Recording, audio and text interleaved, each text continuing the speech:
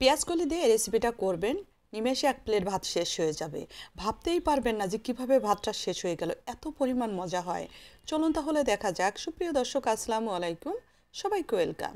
এখানে আমি এক আটি পেঁয়াজকলি নিয়েছি। এটাকে অনেকে পেঁয়াজের কালি বলেন, অনেকে কলি বলেন, যেটাই হোক। এখান থেকে অর্ধেকটা কলি আমি নিয়ে ছোট ছোট পিস পিস করে কেটে নিব। এটা দেখালাম না, আপনারা এটা সবাই এমনিতেই পারবেন।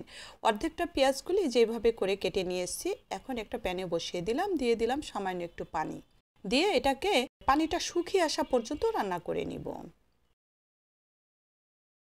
দেখেন পেঁয়াজকলি তো ভাপে সিদ্ধ হয়ে যায়, তাই না? আর একটু পানি দিয়ে আমি নিলাম যাতে সফট হয়ে যায়।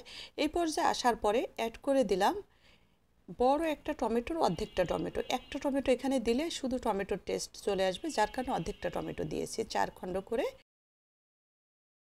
টমেটোটা সিদ্ধ হয়ে যখন নরম হয়ে গেছে, এখন সব কিছু একটু ভাজা ভাজা করে নিব, এবং টমেটোর গায়ে যে খোসাটা আছে না, এই খোসাটা ফেলে দিব। দেখেন এই যেভাবে করে সব কিছু খুব সুন্দর করে ভাজা ভাজা করে নিব, যেন কোনো রস না থাকে, এবং সুন্দর একটা টমেটো এবং পেঁয়াজগুলি ভাজা ভাজা ফ্লেভার আসে।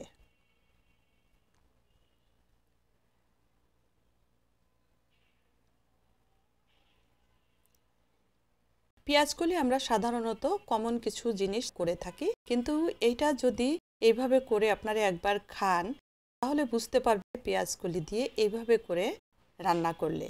পেঁয়াজকলিটা খুব ভালো করে ভাজা ভাজা করে নামিয়ে নিলাম, আর একটু পেঁয়াজ বেরেস্তা করে নিলাম, ওটা নামিয়ে নিলাম। এখন পাটা এটাকে মিহি করে বেটে নিব।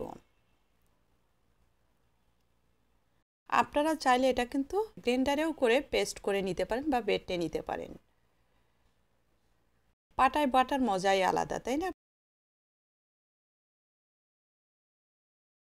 সময় যখন সময় কম হাতে থাকে, গ্রাইন্ডারে পেস্ট করে নিই, কিন্তু এখন সময় হাতে আছে, যার কারণে পাটায় বেটে নিলাম। দেখেন একদম মিহি করে বেটে নিয়েছি। এখানে অ্যাড করে দিলাম শুকনা মরিচ, কাঁচামরিচ আর কালো জিরা, 2 কোয়া রসুন একসাথে ভেজে তুলে রেখেছি। আর এটুকুর জন্য আমি 1 চা চামচ কালো জিরা দিয়েছি, আর দিয়ে দিলাম একটা বোম্বাই মরিচের অর্ধেকটা মরিচ।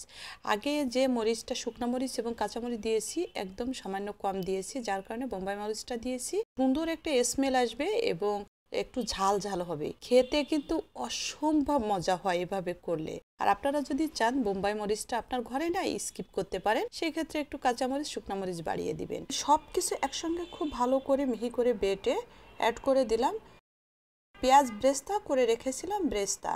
এই যে দেখেন, এই যে এটা কিভাবে জানি ক্যামেরা থেকে স্কিপ হয়ে গেছে। এখন ব্রেস্তাটাও আমি বেটে সব কিছু একসঙ্গে ভালো করে মিশিয়ে নিলাম। 1 চা চামচ পরিমাণ সরিষার তেল আর একটু লবণ দিয়ে হাত দিয়ে খুব ভালো করে মাখিয়ে নিলাম। অবশ্যই আপনারা বাসায় ট্রাই করবেন, শেয়ার করে রেখে দিবেন টাইমলাইনে। পেঁয়াজকলি খুবই উপকারী একটা সবজি, কিন্তু অনেকেই জানে না। আপনারা তৈরি করে খাবেন, ফ্যামিলিকে দিবেন, ছোট বড় সবাই খুব পছন্দ করে খাবে। নতুন পেজটা ফলো করবেন। সবাই ভালো থাকবেন, সাথে থাকবেন, একটা লাইক এবং কমেন্টস করবেন। সবাইকে অসংখ্য ধন্যবাদ। আল্লাহ হাফেজ।